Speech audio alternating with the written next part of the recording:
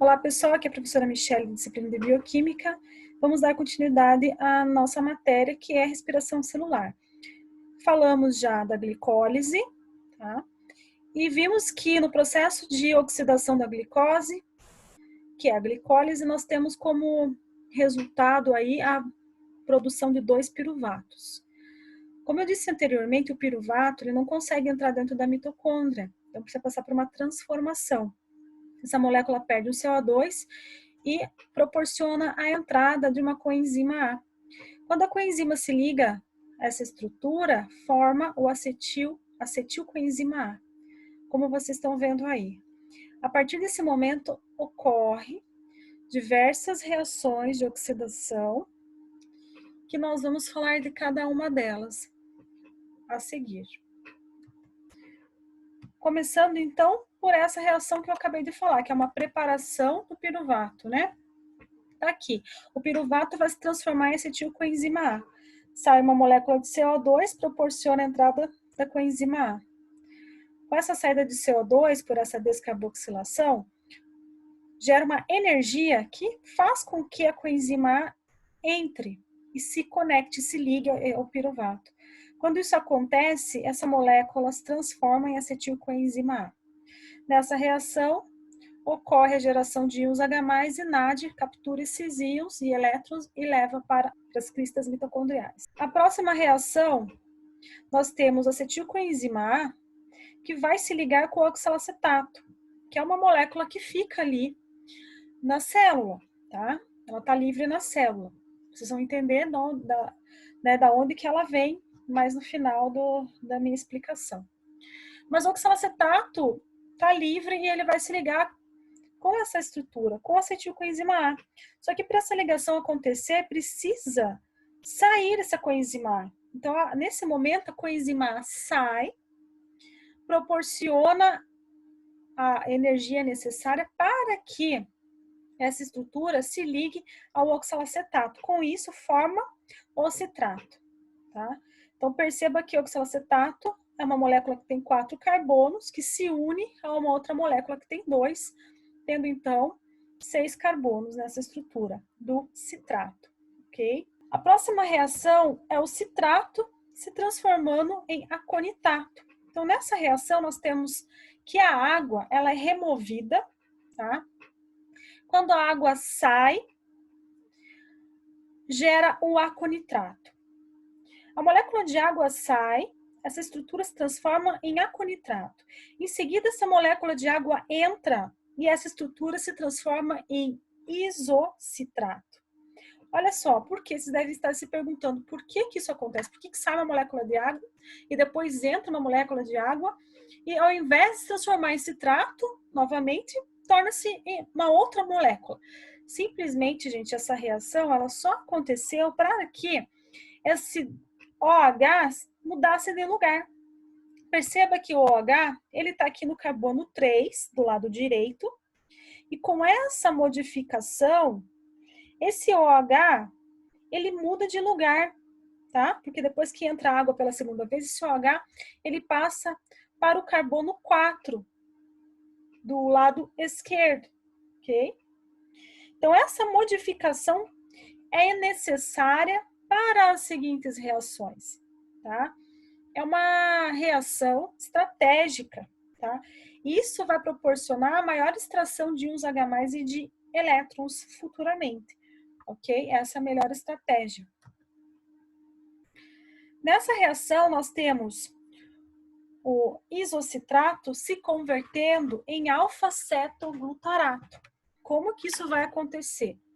Vai ocorrer uma descarboxilação, onde o CO2 vai ser removido, ele vai sair daqui, ok?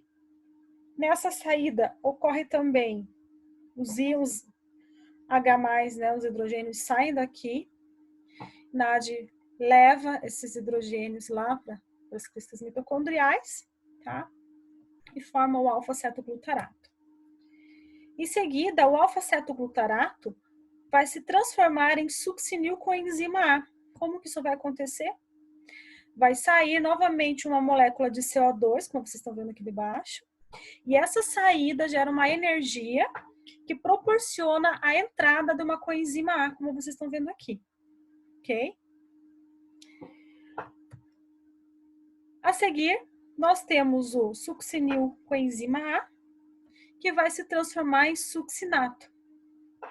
Isso vai ocorrer com a saída da coenzima A, que vai proporcionar uma energia, e essa energia é capaz de fazer com que um grupo fosfato inorgânico, que é pobre em energia, tem baixa energia, né? Então, o fosfato inorgânico, ele ganha uma energia com essa saída da coenzima A e se liga a um GDP, que é uma guanazina de fosfato. E com isso, forma uma molécula chamada de GTP. O que vai acontecer com esse GTP? Enzimas vão ali, fazem a captura do grupo fosfato e conectam com uma molécula de ADP e produzem um ATP aqui, ok? Bom, succinil coenzima A, quando ocorre essa remoção da coenzima A, proporcionando essa energia que eu já falei para vocês, essa molécula se transforma em succinato. Então, alfa-cetoglutarato perde CO2, proporciona a entrada da coenzima A. Succinil coenzima A perde a coenzima A, proporciona uma energia que produz um ATP que vocês já viram. E succinil coenzima A vai se transformar em succinato. Resumindo aqui para vocês. Próxima reação, o succinato vai se transformar numa outra molécula chamada fumarato. Simplesmente, esses hidrogênios serão removidos, tá? Por reação que nós chamamos de desidrogenação. Vai ocorrer a dupla ligação entre esses dois carbonos. FAD vai carregar esses hidrogênios, então o FAD vai se transformar em FADH2, vai levar esses hidrogênios lá para as cristas mitocondriais e vai dar origem à molécula chamada de fumarato, como vocês estão vendo aqui. Em seguida, o fumarato vai se converter em malato com a entrada de uma molécula de água. E, finalmente, a última reação, malato vai perder 2 hidrogênios, Nádia vai levar esses hidrogênios lá para as cristas mitocondriais. E a última reação, onde malato vai se converter em oxalacetato, porque quando saem esses 2 hidrogênios, a dupla ligação ocorre entre o carbono e o oxigênio aqui. Certo? Então, essas foram as reações.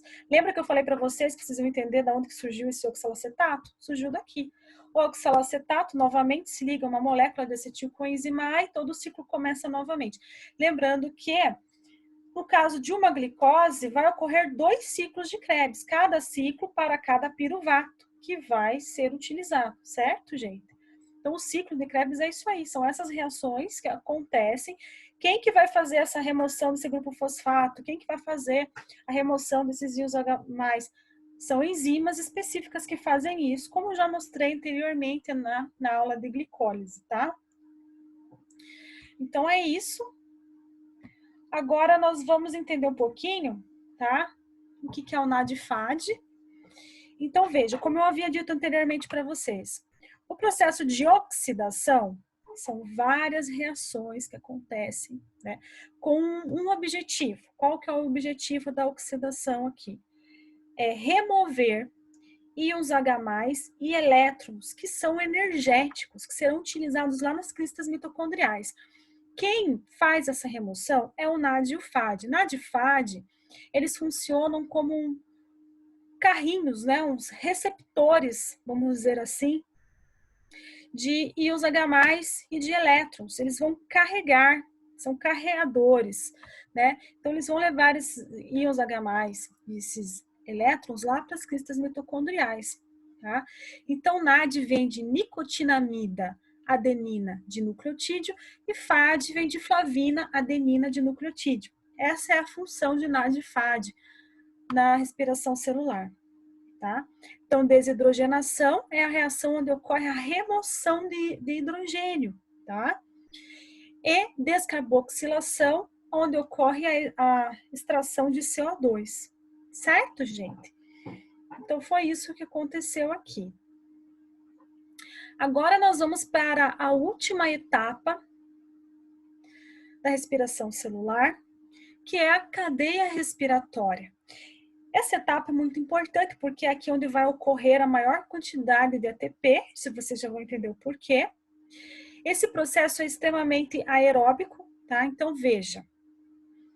A segunda etapa, que era o ciclo de Krebs, não era aeróbico, tá? Quer dizer, é aeróbico, mas não utiliza o oxigênio.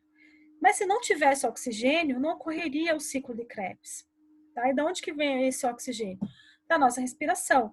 Então, sem oxigenação, não tem ciclo de Krebs. O que vai acontecer, então? Ocorre a produção de ácido lático ou etanol e CO2. Agora, veja só, por exemplo, você está fazendo uma atividade física de alta intensidade, uma atividade muscular, né? Um exercício muscular. E o que vai acontecer? Ali naquelas células do tecido muscular, vai ocorrer o consumo de glicose, que está ali, né? E que também está armazenada na forma de glicogênio. Mas vai chegar um momento que vai ocorrer a falta dessa glicose. E esse oxigênio que nós temos no tecido vai ser consumido, porque você está produzindo bastante energia, ATP, você está precisando gastar energia naquele momento. E aí o que vai acontecer? Vai ocorrer o excesso de piruvato, e esse piruvato ele não vai conseguir para o ciclo de Krebs e não vai conseguir para a cadeia respiratória para produzir ATP, porque está faltando oxigênio. E então vai ocorrer o processo de fermentação, onde será produzido ATP também, só que em menor quantidade. E como consequência, tá, desse desvio, vai ocorrer a produção de ácido lático, que é por isso que nós sentimos aquela dor muscular depois de exercícios de alta intensidade ali no músculo, né? Então, isso é porque acabou produzindo ácido lático. Aqui na cadeia respiratória, o oxigênio, ele é fundamental. Sem oxigênio não tem cadeia respiratória, não tem produção de ATP. Então, ele é um processo aeróbico que ocorre na membrana interna da mitocôndria. Então, a mitocôndria, ela tem uma membrana interna que sofre invaginações. E a cadeia respiratória ocorre nessas invaginações, que nós chamamos de cristas mitocondriais. O gás oxigênio, ele só participa efetivamente da respiração celular nessa última etapa, já falei isso para vocês. No entanto, apesar de o oxigênio não estar envolvido em nenhuma etapa do ciclo de Krebs, em sua ausência, o ciclo é rapidamente interrompido. No início dessa etapa, as moléculas de NAD e FAD serão reoxidadas, reduzindo o oxigênio à molécula de água, tá? Então, no final dessa etapa, ocorre a junção entre hidrogênio e oxigênio, formando molécula de água, tá? Então, 2 NADH se unem duas moléculas de hidrogênio, né, 2 íons H+, e uma molécula de oxigênio, de gás oxigênio, e ocorre a formação de 2 NAD, porque nesse caso esse hidrogênio saiu daqui, e a formação de 2 moléculas de água. Mesma coisa com o FAD, né, 2 FADH, 2 FADH2, mais O2 vai formar 2 FAD e 2 moléculas de água. Tá? Aqui no caso é o gás oxigênio, então temos uma molécula de gás oxigênio reagindo com 2 moléculas de FADH2, formando 2 moléculas, portanto, de H2O, certo? Bom, então vamos dar início, né, à explicação sobre a cadeia respiratória.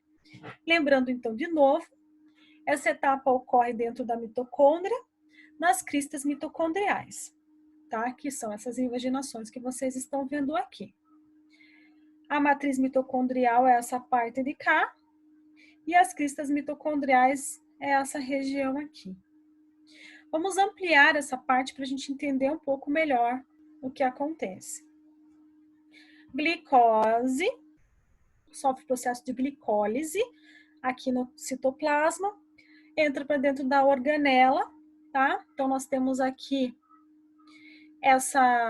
atravessa a primeira membrana, atravessa a segunda membrana, e a gente tem aqui a matriz mitocondrial, ok?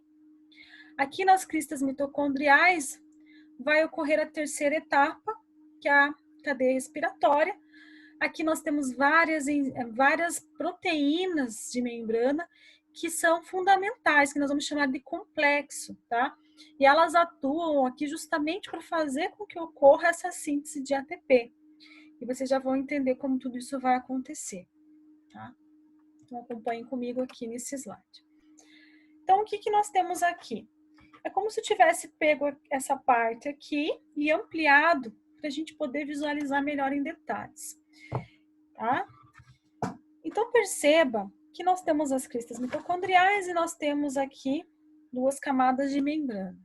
E as membranas são formadas por duas camadas fosfolipídicas, que vocês estão vendo aqui, e essas proteínas, tá? Em destaque aqui. Então, nós temos, vamos chamá-las de complexo, tá? São 5 complexos. E nós temos aqui o complexo 1, o complexo 2, o complexo 3, o 4 e o 5. O complexo 1 é o NAD redutase. Veja, o NAD, quando traz os íons H+, e os elétrons, vai entregar diretamente nesse complexo, no complexo 1. Ok? O complexo 2 é o FAD redutase. Então, quando o FAD vem trazer os íons H+, e os elétrons, já entrega diretamente para o complexo 2. Temos o complexo 3, que é o citocromo C redutase, ou citocromo C, tá bom? E nós temos o complexo 4, que é o citocromo C oxidase. E o complexo 5, que é a ATP sintase, ok? O que vai acontecer aqui? Vamos começar falando sobre o NAD. O NAD, ele chega aqui no complexo 1, entrega os elétrons, os íons H+ aqui, nessa região, os elétrons e os íons H+. O que vai acontecer? Os elétrons entram dentro desse complexo e começam a pular. Pula de citocromo para citocromo, tá? Claro que ele não vai passar no complexo 2, tá? Porque o complexo 2 vai receber apenas os elétrons e os íons H+ provenientes do NAD, ok? Aliás, do FAD, provenientes do FAD. Então, vamos pular o complexo 2 aqui nesse caso. Os elétrons, um de cada vez, né? Aliás, 2 elétrons, desculpa. 2 elétrons entram aqui dentro do complexo 1 e vai pulando. Por quê? Porque esses elétrons, eles sentem uma atração pelo oxigênio que está aqui, tá? Então, eles são motivados a encontrar esse oxigênio aqui no final. E aí vai ter a formação de uma molécula de água, ok? Mas perceba o seguinte, quando esses elétrons eles estão passando de citocromo para citocromo, esses complexos aqui, eles ganham uma energia ao ponto de bombear para dentro da matriz, para dentro das cristas mitocondriais, hidrogênio. Então, veja, a gente vai ter o bombeamento aqui do complexo 1 de 4 hidrogênios aqui para dentro das cristas mitocondriais, ou seja, 4 íons H+. O complexo 3 também vai bombear 4 íons H+. E o complexo 4, quando chega aqui, a energia já diminui. Então, esses elétrons já estão menos energéticos. E vai conseguir bombear apenas 2 íons H+ aqui para dentro. Então, no total, NAD consegue bombear 10 íons H+. Lembrando que para a produção de um ATP, precisa de 4 íons H+ para produzir um ATP. Então, nesse caso, o NAD proporcionou, né, 2 ATPs e meio, tá? Então, veja, são 4 hidrogênios para cada ATP. 4 foi aqui, 4 foi aqui, então foram 2 ATPs, mas aqui não foi possível 4, apenas 2, então foi meio ATP, tá? Então, proporcionou a produção de 2 ATPs e meio, ok? Vamos falar um pouquinho agora do FAD. O FAD já chega direto no complexo 2, tá? Esses íons H+, e esses elétrons, né? Elétrons entram aqui no complexo 2, e aí o complexo 3 consegue bombear 4 íons H+ para dentro das cristas mitocondriais. O complexo 4 consegue apenas 2, porque quando chega ali, diminui a energia, ok? Então, O FAD consegue bombear num total de 6 íons H+ para dentro das cristas mitocondriais e, consequentemente, como eu falei, são 4 hidrogênios para produzir um ATP. O NAD consegue, cada NAD consegue produzir aí um ATP e meio, ok? Bom, então, o que vai acontecer? Isso aqui vai acontecendo rapidamente, de tal forma que não pode ocorrer o acúmulo de elétrons aqui, tá? Por isso que ocorre a formação de uma molécula de água, porque desobstrui essa passagem aqui, ocorre uma melhor fluidez desse mecanismo. Aí, gente, o que vai acontecer de importante aqui? Vai encher essa parte aqui das cristas mitocondriais, vai encher de íons H+, de tal forma que a gente vai ter um pH ácido aqui. Quanto mais ácido fica o pH aqui, melhor a ATP sintase trabalha, porque ela funciona como uma turbina, no qual ela vai girar para produzir a energia. Eu já vou explicar isso para vocês. Então, quanto mais ácido, quanto mais carga positiva aqui, melhor, porque ela vai trabalhar muito melhor, mais rapidamente. Como a carga aqui fica muito positiva, esses íons H+ têm atração pela carga negativa do lado externo.